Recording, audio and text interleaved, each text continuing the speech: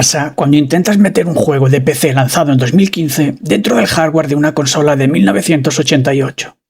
Pues que te encuentras con muros invisibles, address errors en la memoria del 68000, batallas campales contra el chip de vídeo y límites de espacio que parecen imposibles. Hoy os cuento cómo va la aventura de portar de Curse of Vicious, la obra maestra de Loco Malito y Grisor 87, a la mítica Mega Drive. Y os lo digo con total sinceridad, este es el primer port que hago en mi vida y partía totalmente desde cero.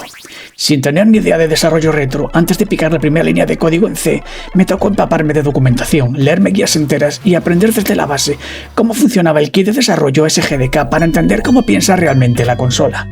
Adaptar este juego no está siendo un simple copy-paste, sino un auténtico odisea de aprendizaje y optimización donde cada byte de RAM cuenta. El primer gran muro con el que me topé fue el espacio físico. En el PC el juego ocupa unos 50 megas. Parece poco, pero el cartucho más grande que Mega Drive tuvo comercialmente en su época fue de 4 megabytes, como el Super Street Fighter 2. Al compilar mi primer prototipo, la ROM pesaba más de 5 megas, inviable. El 80% de ese peso era la música original. Al intentar convertir las melodías al chip FM tradicional de la Mega Drive para ahorrar espacio, el resultado fue bastante desastroso. La música sonaba robótica, distorsionada, y perdía toda la atmósfera épica que compuso Grisor 87. El audio CM no le hacía justicia, pero dejar los archivos de audio originales sin comprimir rompía el techo de memoria de la consola. Superado el momento ese del escollo del audio, llegaron los bugs de la física.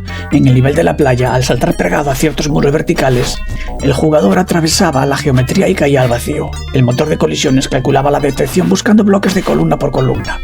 Si tu coordenada X no encajaba exactamente en el píxel de la rejilla, el juego asumía que estabas en el aire. En lugar de rehacer todo el motor de la física, la solución fue colocar muros de apoyo invisibles en las coordenadas X e Y, exactas al que usa el juego original en el PC. Con solo 5 bloques invisibles estratégicos, el parkour volvió a ser 100% fiel al original. Pero el verdadero boss final fue un address error fantasma. A veces, al golpear los secretos con la espada, la consola colapsaba. Tras horas con la trampa de depuración en el emulador, descubrí que la operación del objeto oculto solo tenía 3 frames, pero el código hacía una operación cíclica que pedía el frame número 3 inexistente. Al leer la memoria fuera de rango, el Motorola 68000 congelaba el bus. Y por si fuera poco, apareció la famosa basura en pantalla, en unas líneas de puntos horizontales que cruzaba el decorado de izquierda a derecha. En Mega Drive, si la CPU intenta escribir datos directos a la memoria de vídeo mientras la pantalla se está dibujando, le roba el bus al procesador VDP, y esto pinta artefactos visuales. El culpable, la animación de la espuma del mar que enviaba 128 escrituras inmediatas a la VRAM a mitad de frame. La solución fue encolar todas las animaciones de mapas mediante transferencias de MA, forzar el apagado del display durante las cargas pesadas y vaciar la cola de gráficos estrictamente en el VBlank. El resultado, una imagen limpia a 60 frames por segundo. Hacer un port para esta consola clásica no es una emulación ni una traducción automática. Es entender cómo pensaban los ingenieros en los años 80 y 90, adaptar los límites del hardware a tus necesidades y pulir cada detalle del código. Pero cuando ves un Deathcall correr y saltar y luchar en el hardware real de una Mega Drive, la satisfacción compensa cada hora de estudio y depuración.